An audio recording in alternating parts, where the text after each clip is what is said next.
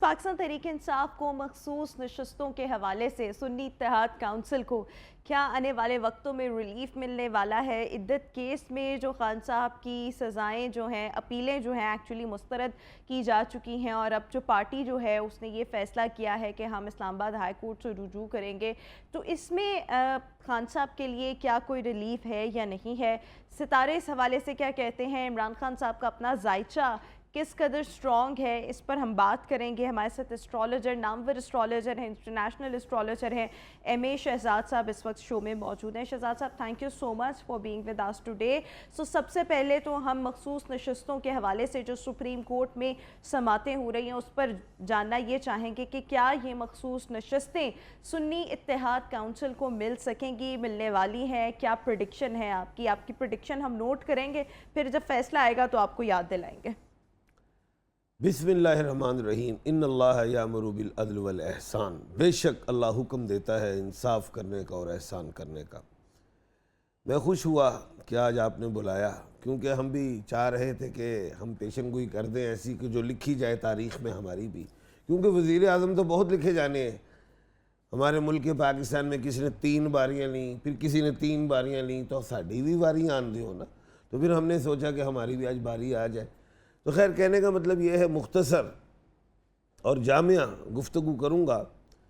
सबसे पहले मैंने एक बात की थी कि इस साल का बादशाह मरीख है, जिसको हम मार्स कहते हैं, और इस साल का जो वज़ीर मंतरी प्लैनेट है वो शनि है। लोग कहते ने हाँ है की टीटो पार्टी करी जा रहे हो, की दसी जा रहे हो, तो वो साबित किया मैंने। अभी हालिया एक पेशन गोई पूरी हुई, मैंने कहा मरीख जीतेगा, शनि हारेगा। शनि का जो अल्फ़ाबेट एस था और मरीख का अल्फ़ाबेट अलिफ था, इंडिया जीत गया। इसी तरह मैंने कहा था अलीफ, आइन और शीन, 3 ऑनरेबल जस्टिस साहबान अगस्त सुप्रीम कोर्ट में जाएंगे, वो गए, आपने देखा 3 वो अलीफ, आइन, शीन में ही थे। अब मैं जो बात करना जा रहा हूं वो ये है कि 29 जून को शनि, जिसको हम सैटर्न कहते हैं, जो 4 नवंबर को मार्गी कर गई थी रेक्टोग्रेड, वो 29 नवंबर को 29 क्या कहते हैं जून को सीधी हो गई, जिसके डायरेक्ट बेनिफिट मिलेंगे पीटीआई को, सुन्नी इत्तेहाद कौंसिल को, जिसके नुकसानात होंगे डायरेक्ट हुकूमत को। अब बड़ी अहम बात बताता हूँ। मैंने कहा था अगर 29 जून से पहले फैसला आ गया अगस्त सुप्रीम कोर्ट में मखसूस नशिस्तों के हवाले से, तो फिर आप ये समझ लीजिए कि हुकूमत को माल गनीमत मिल जाएगा। लेकिन 29 जून, अल्लाह कहते जिसे अल्लाह रखे उसे कौन चखे, तो अल्लाह ने, वो ये कह लें कि अल्लाह के हवाले से मैं कहूँगा कि ये प्लैनेट्स भी अल्लाह के ही इख्तियार में, हर चीज़ अल्लाह के हाथ पे। तो 29 जून के बाद समात अब होनी है इसकी अगस्त सुप्रीम कोर्ट में। अब पहले मैं कहता था 8-5 का फैसला आएगा या 9-4 का आएगा, अब बात बदल गई है। क्या है, अब तो जनाब ऑनरेबल जस्टिस साहब अथन मिनल्लाह कि आप जो बात सुनते हैं, ज़ाहिर है वहाँ पे वकला हजरात भी अपने दलाइल देते हैं और जस्टिस साहबान भी देते हैं, जो बात समझ में आती है। और 29 जून के सियारे को मैं देखता हूँ कि जो सैटर्न सीधा हुआ है उसके बेनिफिट ये होंगे। अब ये एक बात आएगी कि इसी नवीयत के जितने भी, इस नेचर के जितने भी पेंडिंग केस हैं वो भी सुप्रीम कोर्ट में लाए जाए। अच्छा, ठीक है, इसे नंबर 1। और बात अब खुलती जाएगी। अब मैं इसको इस तरह कहूँगा, हसन सरदार से, अब हम हॉकी में आ गए ना, हमारी पाकिस्तान की जो कौमी खेल है वो हॉकी है। वो क्योंकि आपने तो इमरान खान साहब को अंदर रखा हुआ है, तो वो कैसे हम कब जीतेंगे, दोनों ही हार गए। अब आ गई ये बात हसन सरदार के पास, हसन सरदार से अख्तर रसूल, अख्तर रसूल से समीउल्लाह, समीउल्लाह से कलीमुल्लाह, और ये गोल, और पाकिस्तान जीत गया। इसी तरह आप देखिएगा कि अगस्त सुप्रीम कोर्ट में जो फुल कोर्ट है, जो 13 जस्टिस साहबान हैं, वो ऐसी ही बातें होंगी, राइट से लेफ्ट, लेफ्ट से राइट, और आर्गूमेंट होते जाएंगे, बढ़ते जाएंगे। और आप देखिएगा आइन, हक, दस्तूर, अवाम की उमंगों के मुताबिक, ज़मीर के मुताबिक फैसला आएगा, जिसमें सुन्नी इत्तेहाद कौंसिल पीटीआई को फायदा मिल जाएगा। यानी कि आप कह रहे हैं कि नशिस्तें जो हैं वो पाकिस्तान तहरीक इंसाफ सुन्नी इत्तेहाद काउंसिल को मिल सकती है। बड़ी अहम बात करने लगो, जो अगले अल्फाज हैं ये लिखने वाले हैं, 2/3 अक्सरियत अब हुकूमत को नहीं मिलेगी, क्योंकि 29 जून गुजर गया है, सैटर्न सीधा हो गया है। जब 2/3 अक्सरियत ना मिली तो समझ ले हुकूमत तो फिर वाकई ही रेत के टीले पे खड़ी है। और अगर मिल जाती है तो उसके नुकसानात भी सुन लें आप, बताऊं आपको, फिर हुकूमत तो एक वो ऐसे कह ले बेलगाम घोड़ा होगी। अच्छा, ये आप अपनी प्रिडिक्शंस तो दे रहे हैं, तो आपकी बातों से तो लग रहा है कि हुकूमत का टफ टाइम जो है वो स्टार्ट होने वाला है। आपको क्या लग रहा है, हुकूमत फिर जा रही है? क्योंकि आहिस्ता आहिस्ता हम देख रहे हैं मौलाना फजलुर रहमान भी बहुत ज़्यादा एक्टिव हो रहे हैं और अपना इत्तेहाद कायम करने की तैयारियों में है पाकिस्तान तहरीक इंसाफ के साथ। तो क्या हुकूमत का मुश्किल वक्त स्टार्ट होने वाला है?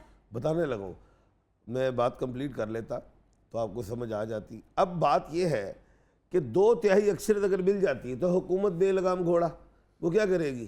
चलो जी, मैं अपना तजिया नहीं दे रहा, ना तबसरा, नॉलेज ऑफ जफर से कह रहा हूँ। वो कहेगा जी इस्लामाबाद हाई कोर्ट को भी लपेट देते हैं, ख़त्म ही कर देते हैं। फिर जिनकी हुकूमत जिसकी चाहे, पार्लियामेंट जिसको चाहे उसकी मुद्दत बढ़ा दे। अगर मुद्दत ही बढ़ जाती है जनाब honourable chief justice of Pakistan के, फिर और जस्टिस साहबान कहाँ गए? तो कहने का मतलब एक है कि 29 जून के बाद अब हुकूमत कमज़ोर, कुछ रिलीफ हुकूमत को मिलेगा कुछ, लेकिन 2/3 अब नहीं मिलेगी। एक बात। अब एक बड़ा अहम बात है, आपका एक सवाल आपने और कर दिया था इद्दत वाला, वो ज़रा कीजिए। हाँ जी, मैं इद्दत वाली बात पे ही आने लगी थी कि सेशन कोर्ट ने तो अपीलें मुस्तरद कर दी हैं। अब पाकिस्तान तहरीक इंसाफ, इमरान खान साहब के पास ऑप्शन पीछे रह जाती है इस्लामाबाद हाई कोर्ट। तो यहाँ से तो रिलीफ नहीं मिला, क्या ऊपर की अदालत से, अपर कोर्ट की तरफ से कोई रिलीफ मिलेगा? मैं PTI की जो लीगल टीम है उनको ये कहना चाहूँगा, बतौर वकील भी हूँ मैं, कानूनदान भी हूँ, PTI अगर जाती है हाई कोर्ट और वहाँ पे वो रिलीफ मांगती है, वो यही कहेगी कि मेन अपील में जाए ना नीचे, क्योंकि वहां पे तो फिक्स है पहले से ही 2 जुलाई को 8 जुलाई तक फैसला आना है। वो मेन अपील में आए, उधर से फैसला लें। अगर वहां पे फैसला उनके खिलाफ भी आता है तो राइट क्लोज तो नहीं हुआ, वो फिर सीधा हाई कोर्ट जाए, वहां पे फैसला तो अदालत आलिया ने देना है, अदालत उस्मा ने देना है, क्योंकि डबल लाइन है।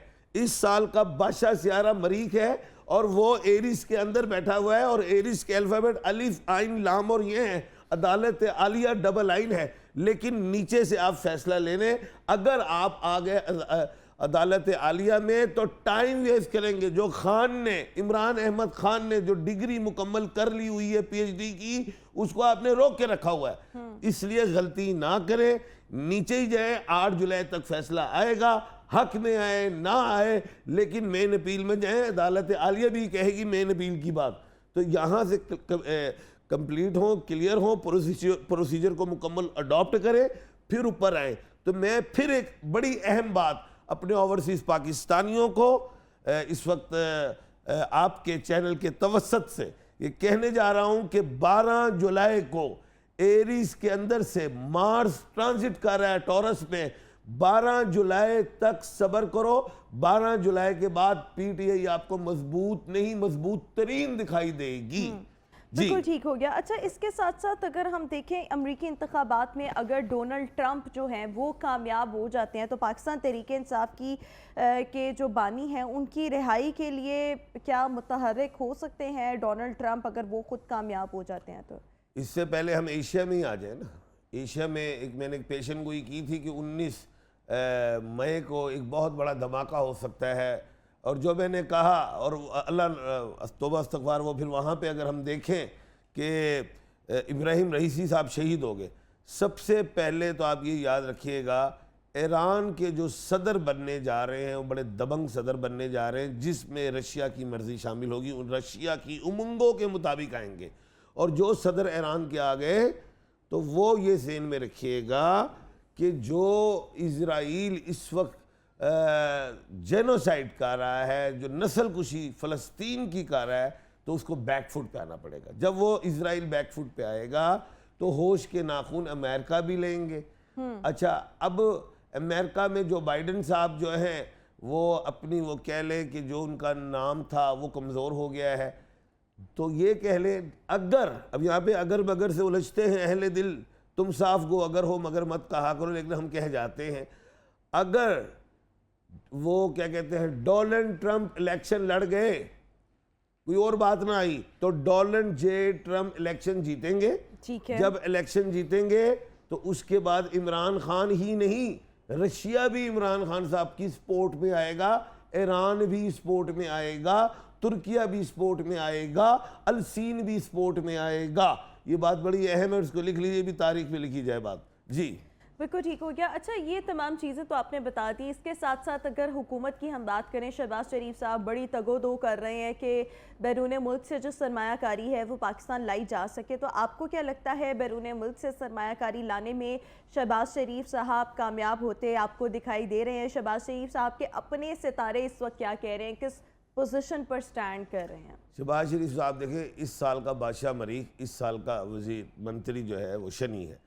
आसिफ अली जरदारी साहब मरीख के मालिक हैं, अलिफ और आइन के, वो बन गए सदर पाकिस्तान। शनी के मालिक हैं जनाब शहबाज शरीफ साहब, वो बन गए वज़ीर आज़म। लेकिन बात यह है, हमारे मुल्क पाकिस्तान में मैं ये कहूँगा, जब तक अशराफिया मजबूत है तब तक एम.ए. शहजाद खान के सर पे बाल नहीं आ सकते, और ये नामुमकिन है कि मुझे बाल आ जाए। इसी तरह नहीं आ सकते हैं अगर आप ट्रांसप्लांट वगैरह उसके अलावा जी वो ट्रांसप्लांट है ना, वो किसी ने करना है, किसी मुल्क ने करना है, हम कुछ नहीं कर सकते। अब बात यह है कि शहबाज शरीफ साहब मेहनत ज़रूर करते हैं, इसमें कोई शक नहीं, लेकिन वो पंजाब के सीएम की हद तक तो बड़े मजबूत है, लेकिन प्राइम मिनिस्टर के हद तक वो इतने मजबूत नहीं है, क्योंकि उनको बहुत सख्त अपोजिशन मिल गई है। बाकी जो भी सरमायाकारी हमारे मुल्क पाकिस्तान में आएगी, जो भी मुल्क लाना चाहेगा, सबसे पहले तो वो ये सोचेंगे कि जनाब शहबाज शरीफ साहब की कितनी इन्वेस्टमेंट है मेरे मुल्क पाकिस्तान में, मेरे मुल्क पाकिस्तान में आसिफ अली जरदारी साहब की कितनी इन्वेस्टमेंट है, मेरे मुल्क पाकिस्तान में और जितने अशराफ हैं उनकी इन्वेस्टमेंट इस मुल्क में कितनी है। जब इनकी नहीं है, इनकी बाहर है, तो वो कैसे लेके आएंगे? एक बात तो ये है। दूसरी चीज़, जब तक सियासी इस्तेहकाम नहीं आएगा मेरे मुल्क पाकिस्तान में, तब तक इन्वेस्टमेंट ज़रा मुश्किल है। जी अच्छा, एक और ये चीज़ कि मौलाना फजलुर रहमान ने कल फिर प्रेस कॉन्फ्रेंस की और दोबारा इंतखाबात का मुतालबा कर दिया।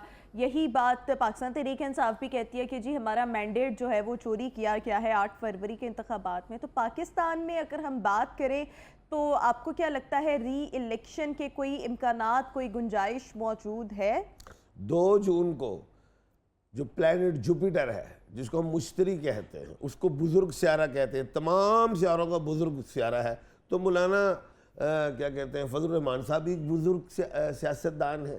तो अब बात यह है कि वो, मैंने पहले भी कहा था, 2 जून के बाद मौलाना साहब फ्रंट फुट पे आएंगे, और वो आ गए हैं। अब 12 जुलाई आखिरी टाइम है, उसके बाद मौलाना फजलुर रहमान भी फ्रंट फुट पे होंगे, पीटीआई भी होगी। अभी मैं हुकूमत को भी कहूँगा, अभी मैं पीटीआई को कहूँगा, ये सियासी जमातों को कहूँगा कि हाथ में कानून ना ले, क्योंकि दफ़ा 144 आ जाएगी। बिल्कुल ठीक हो गया। और हुकूमत के खिलाफ क्या कोई बड़ी मौसर किस्म की तहरीक चल सकती है? पाकिस्तान तहरीक इंसाफ और JUIF क्या इस पोजीशन में आ सकते हैं कि हुकूमत को टफ टाइम दे तहरीक की सूरत में? 15 जुलाई को छुट्टियां आ रही हैं, अगस्त सुप्रीम कोर्ट को, सब छुट्टियों पे चले जाएंगे। 15 जुलाई से पहले फैसला आएगा। अब 15 जुलाई के बाद क्यों नहीं आएंगे? जाहिर है, कुछ जस्टिस साहबान बलूचिस्तान से हैं, कुछ जस्टिस साहबान सिंध से हैं, कुछ पंजाब से हैं, कुछ KPK से हैं। अब 15 जुलाई से पहले जब फैसला आ जाएगा तो 12 जुलाई वाली बात मेरी स्टैंप होने लगी है। तो उसके बाद हुकूमत नहीं, PTI और तमाम सियासी जमातें जिनका मैंडेट चोरी हो गया है, जो कह रहे हैं हमारा मैंडेट चोरी हो गया, बाहर आएंगे। और 12 जुलाई के बाद उल्टी गिनती शुरू हो जाएगी, यानी कि कहते हैं उल्टी गंगा बहने लगेगी। किसकी? हुकूमत की। बिल्कुल ठीक हो गया। बहुत शुक्रिया। M.A. शहजाद साहब हमारे साथ मौजूद थे।